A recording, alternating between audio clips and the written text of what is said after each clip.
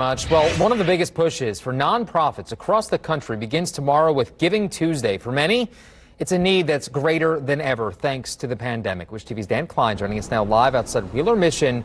And one of the places that's hoping tomorrow, Dan, can make up for other lost opportunities.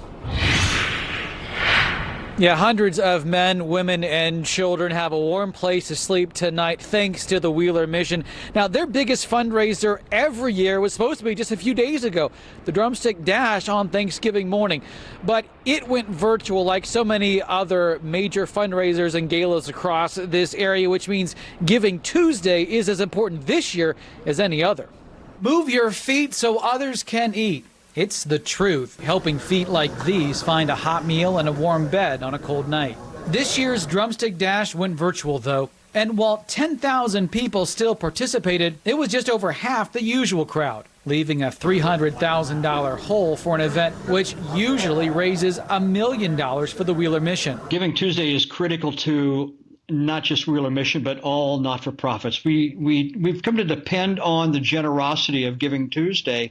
This year, I think, even greater than ever. Steve Kerr says other annual giving is on par with last year. Fewer donors, but giving larger gifts. But it's those big events which were canceled or significantly altered, which just can't fully be replaced. While it's early, he says there's been about a 20% increase in need, likely not solely due to the pandemic. I think some of it absolutely is, but I think it's just sort of the trend that we're experiencing right now in Indianapolis. Wheeler has a big opportunity, though. Through the month of December, every dollar donated will be matched by others up to $200,000, one of several area charities with similar matches available Tuesday. They care. People care and have been giving generously to those who are less fortunate. Which is why some are taking a different approach. On Tuesday, the villages of Indiana will not be sending out a request for more. In fact, they're doing the exact opposite. We ask and say please a lot. And so today, our Tuesday, on Giving Tuesday, we want to say thank you. The Christmas gifts for foster children are already starting to accumulate in the hallway. President Sharon Pierce says her donors have already been asked more than usual this year, including this diaper drive in September. So while donations are always needed, she doesn't want to over-ask. We're very conscious of donor fatigue, and not just through the village's donors, but the fact that I'm a donor too. So I'm really conscious of how often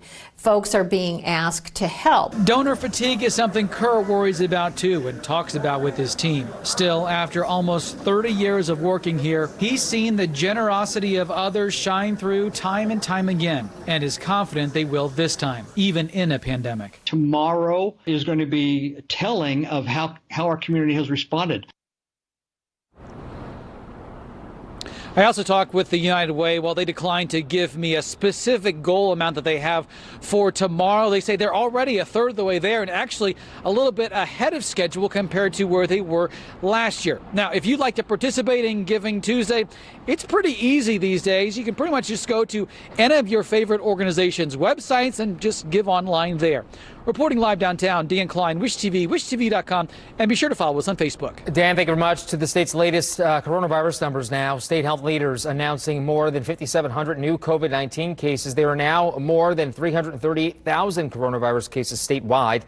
Health officials also announced 38 new deaths, pushing the state's death toll to 5,456. The new deaths happened from last Tuesday to yesterday. There are now more than 3,400 people in the hospital for the first time since the beginning of the pandemic. Of those, 968 are in the ICU.